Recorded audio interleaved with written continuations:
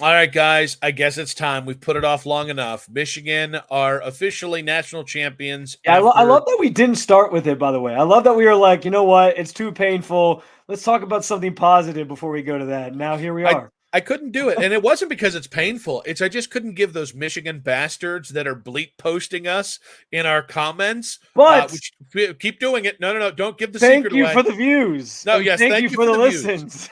We appreciate that. Keep bleep posting us, but I just couldn't give them that meat. But you were a little bit more upset about what this means than I am. So I just want to Yeah. give you a little bit of runway here to kind of unload what you think yesterday meant and what it, how it kind of correlates to Ohio State football. I think I've kind of set the tone for my thoughts on it in a couple previous episodes too. Like there's a couple obvious things. The first one being it's your biggest rival winning a national championship game in your face, and there's no way Michigan fans were like happy about Ohio State fans like, oh well, this is good for the Big Ten, and this makes that loss to Ohio State at the end of the season feel better when they won a national championship in 2014. So like I think that's an obvious one. I also think to the point I made a couple shows ago, like this is basically the culmination of Michigan taking everything from you. Like you were that team. You were the team that was the national title contender. You were the team who was going out and winning on that stage. And now they've reversed it and taken you down 3 years in a row. And now they're winning national championships. So there's those two things. But I also think too, and I said this last night, part of why this like I see the perspective that you bring to the table of, well, shouldn't this make you feel better? And on some level, I get it because listen, you watched that game last night.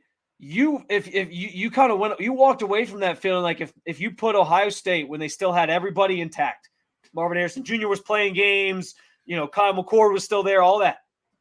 When you put them up against Washington, you walked away from that game last night feeling like, man, Ohio State could have hung with this Washington team too if they were able to get some pressure on Michael Penix the same way that Michigan was. Like you felt pretty good about the idea that Ohio State would have had a chance in that game too because they played Michigan as close as anybody. The only other team that even really came close was Alabama, and they walked away with the loss, obviously, in the semifinal round. So I understand that perspective, and I understand why maybe some people would feel, okay, well, hey, it wasn't such a they're not so far ahead of you. They're not light years ahead of you in terms of you trying to catch them now. But at the same time, dude, like I it also just makes me reflect back on this year and realize how wasted of a season it was because this year, and we were saying that all year long, Nick, like there was not a dominant, for sure, just gonna boat race everybody to a national championship team. This year was as wide open as anybody, and I feel like even the Michigan team that won last night, they had flaws too.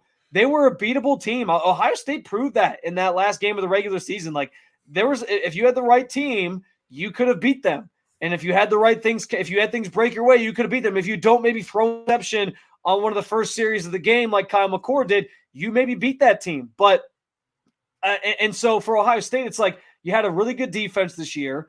You had a lot of weapons on offense, and because of mid quarterback play and a coach who thinks he's somebody he's not and clenches up in those moments and is afraid to go for it, you basically fall short of a year that also could have ended in a national championship, similar to the year before where you felt like if Marvin Harrison Jr. doesn't get knocked out of the Georgia game, maybe you're playing for a national championship as well. So it adds to me to this feeling that this year felt like it could have been so much more and you wasted it because you didn't add at the quarterback position. You put your stock in Kyle McCord, and because Ryan Day did what Ryan Day does, and he became James Franklin in a big moment. So I want to start here. I do think, listen, I think yesterday, and I think Michigan's run this year has crystallized Ryan Day's failure this season. And to me, his failure was not getting the offensive line right and or failing at the quarterback position. And I'm done with this revisionist history on Kyle McCord. He was bad. He wasn't very good. He's not a very good passer. He's got a one read thing. And if you took Marvin Harrison Jr. off this team, Kyle McCord's numbers would have been, I don't know, like he should have been the quarterback at Pitt or Wisconsin 10 years Or ago, Syracuse, where he's going or to be. maybe a MAC quarterback. Like he's a tremendous kid. He's not a very good quarterback, or he's not the level of quarterback. Now, I'm not saying that to pile on the kid. I just think this revisionist history that he's a top 10 quarterback because that's what his stats say, prove that people talk out their ass and don't watch the football games. But getting back to it, this run by Michigan can crystallize the failure of Ryan Day. And it also then doesn't need to be heightened every time Michigan has success. Like, I think that's where, like, and I keep calling him out because I really like and respect Anthony, and because I know him to be a true Ohio State fan. He went to Ohio State, but Lima and the panicking, like, Michigan's Ohio State's never been more lost. Yes, they have. Yes, they have. And it was 5 years. It was the end of the Earl Bruce era, and it was the beginning of the John Cooper era. And it feels really bleak right now. But I don't think necessarily that lines up with reality. In the 3 losses to Michigan, you really only got boat raced once. And last year was a really competitive game. And here's the reason why I think we're all lost in the soup when it comes to Ohio State this year. Michigan was they're just a much better team than you. Watch that game last night. Like, as good as your defense was, you weren't getting the kind of pressure consistently that they got last night. They consistently affected and sped up the process for Michael Penix Jr., who's one of the most electric players in college football. He turned into a pumpkin. He was. Yeah. Well, I mean, no, they turned him into a pumpkin. Let's give them that credit. You know, like, every time Michigan's done something this year, it's been, oh, well, that's because the other team did this. No.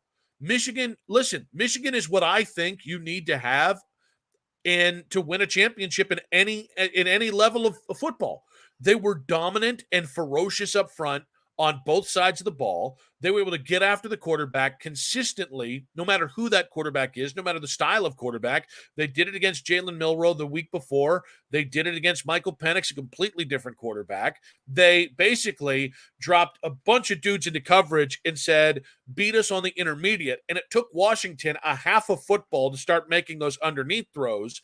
And then when everybody talked about the over the field stuff with Michael Penix Jr., I saw him miss a lot of plays on the outside going to the sidelines that if he connects on 4 of those, the game is different. But he didn't. Why? Because they consistently generated pressure. And up front, that's a hell of an offensive line. And it showcased in how they were able to run the ball last night at a dominating clip. Where, almost a half into the game, they had 150 rushing yards. So I get that, like, both, I hate to use this cliche because it's now overused in sports talk, but both things are true. Ohio State missed the boat. Ryan Day failed this year, and Ohio State needs to get better, and Michigan was the better team this year, and they are the rightful national champions. And the reason why I say that is, remember, like, there's this parable being spewed across the ether that Michigan is demonstrably better. No, this year's the first year I've looked at them and said, well, they're better on the defensive line. They're better on the offensive line. They're better at quarterback. They're better here. They're better there. But, like, the gap between what'd you say? They're better at coaching. They're better at coaching. But, like, this is the gap between where Ohio State is and where Michigan is nil. This isn't the Rich Rod era. People comparing this to the Rich Rod era or the Brady Hoke era are just fear-mongering dipshits. It's just not true. And so, like, this is, like, to me, this is why a lot of people couldn't run an NFL team or a college football team, because they panic in the face of adversity. Yeah. And what I will give credit for Ryan Day for is, I think he knows how big of a failure this year was, and how, because of his decisions, the situation he put the program in specifically this year, he also didn't panic on the way out of it. And he hasn't panicked at any point, whether it's the Michigan loss, the Cotton Bowl loss, 16 guys being in the portal. So, at one hand, give Michigan their fucking flowers. They earned it. They were the best team in college football, no matter if it was by a mile or by an inch. And 2, just because Michigan won the national title doesn't mean the sky is falling and the program's headed in the wrong direction. It's not that hard to get back to where Ohio State was, because last year they lost to Michigan and they damn near won the whole damn thing. I'm like trying to avoid more F bombs, but I just think I think it's showcasing a fragility in Ohio State fans that I think is a little embarrassing. Well, like, and if you really are the top dog, conduct yourself like a top dog. To add to your commentary on the fragility of the fan base, I want to go back to 2021 where Harbaugh drops the line about being born on third base, because on some level, like the reason, first of all, he was right. I think that Ryan Day, like looking back, like that kind of rubbed me the wrong way too. I was like, oh, Jim Harbaugh trying to add some spice to the rivalry. Here we go. That'll be fodder for next year and blah, blah, blah, blah. And then he won 2 more times. And it was like, well, now you just kind of admit that he was right. And I think he was right twofold, though. I think he was right about Ryan Day. Ryan Day was handed that job, a cushy coaching gig that everything was laid out for you because Urban Meyer was there before you and Jim Tressel was there before him. And you had this brand that is out of this world that everybody knows, the scarlet and gray. And, you know, every time they're on TV, you get Gus Johnson dropping the famous Ohio State Buckeyes. Like he had all that in his corner. He had a great recruiting coming in. He had everything going his way. But whether or not he was a good coach was up for debate. And he outcoached him 3 straight years now, where he proved that he's not necessarily the greatest coach and that it is more about it's not just about recruiting classes and brand. It's about actually being able to huff it when you're out there on the field, on the sidelines as the head coach of a team. And so I think he was right about that. But with those comments, the reaction from Ohio State fans, myself included, he was right about us. We thought we were just going to be handed the Michigan game every single year because that's what we had seen for over a decade now was, Ohio State, Michigan's never going to get back to this again. Ohio State's going to own them for years to come. We all were sitting pretty, sipping on our drinks with a little umbrella in them, thinking that we had it made in the shade.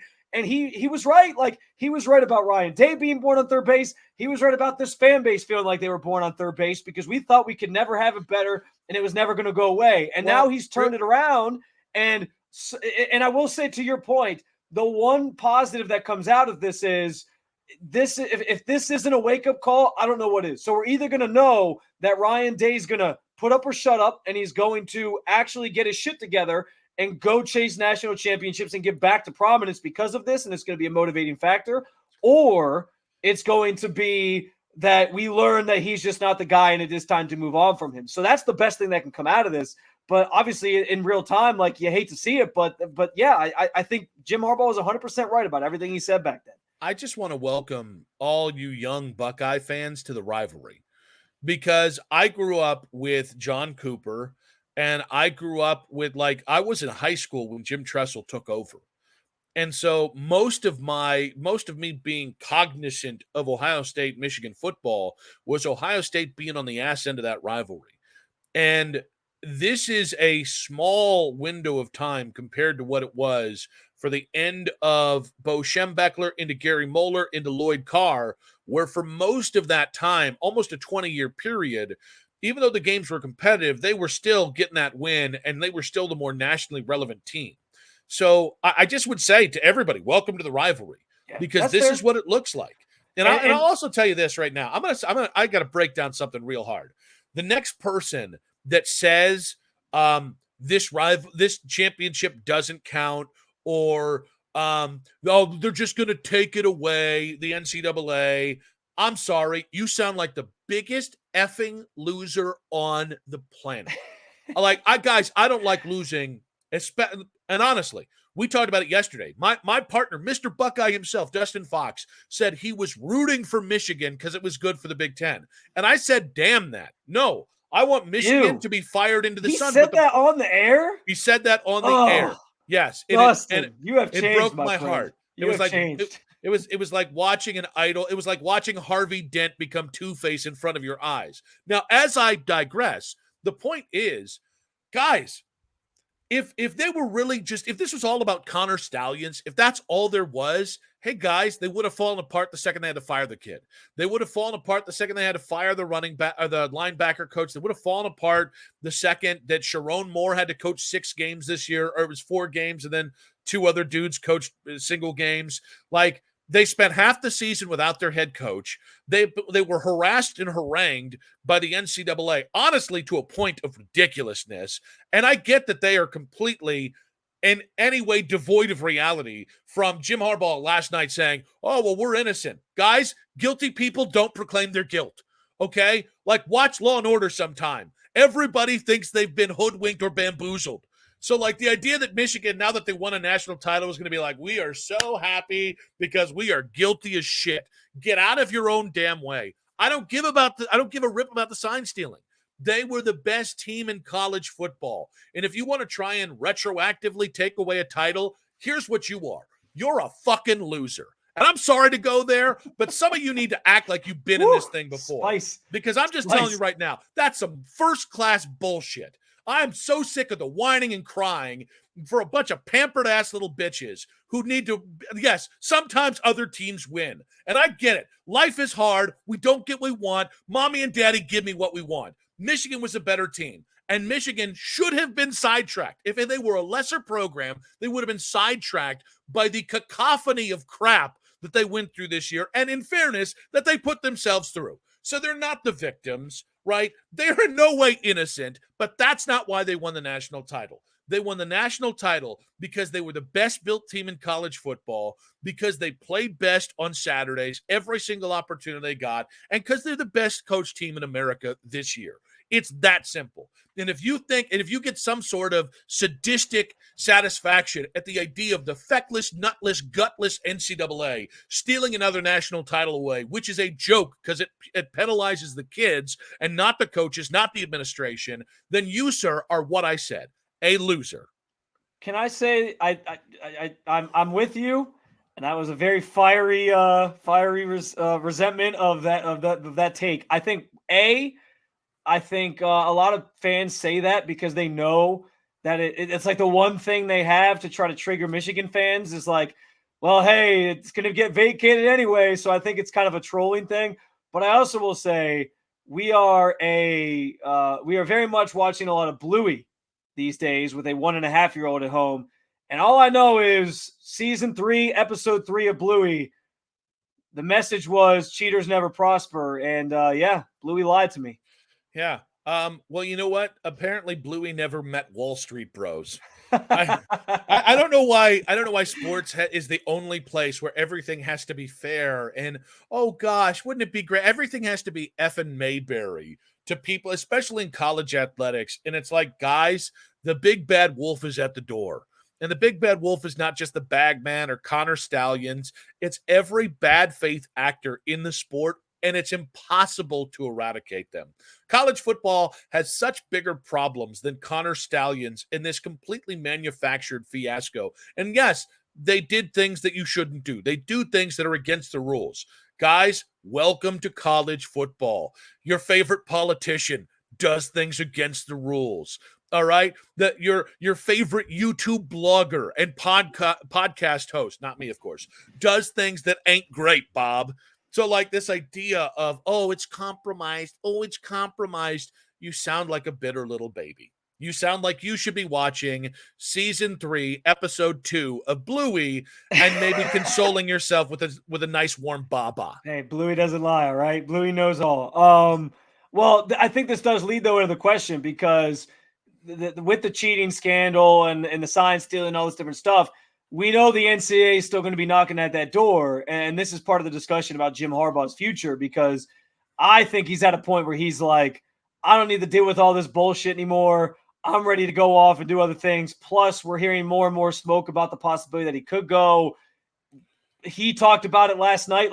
We'll play this audio. Why don't we take a quick break? Yeah. Okay. And then we're going to play the audio of Jim Harbaugh talking about his future, but not really. Plus the Michigan panic meter. Plus, I don't know if you know this, big name out there in the coaching circles that Ohio State fans are name horny about. We'll get to that. Drop your comments, though, in the comment section here on YouTube, on 92.3 The Fans YouTube, or send them to @NickWilsonSays, @Spencito_ on social media, on X. But next, we got to get into all that, but first, a word from our sponsors.